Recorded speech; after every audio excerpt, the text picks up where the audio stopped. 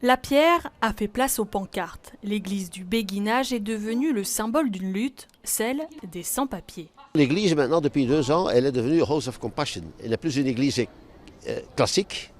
C'est une église qui va se lutter pour les droits humains, la compassion et la lutte pour la justice. Depuis bientôt un mois, plusieurs sans-papiers qui occupent l'église, mais aussi l'ULB et la VUB, sont en grève de la faim. Nous sommes très nombreux à ne plus pouvoir supporter cette situation indigne d'un pays riche comme la Belgique. Nombreux car 27 000 citoyens ont déjà signé une pétition.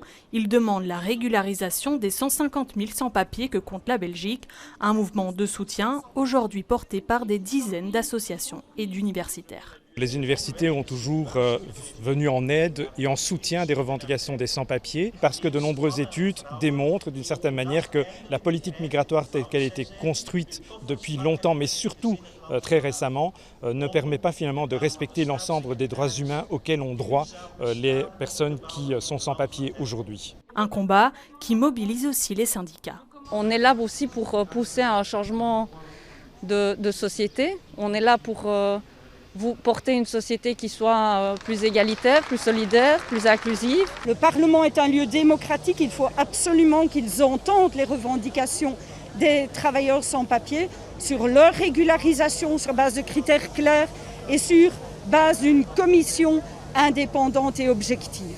D'autres actions sont déjà prévues. Dimanche, tous seront à nouveau réunis pour une marche à travers la capitale.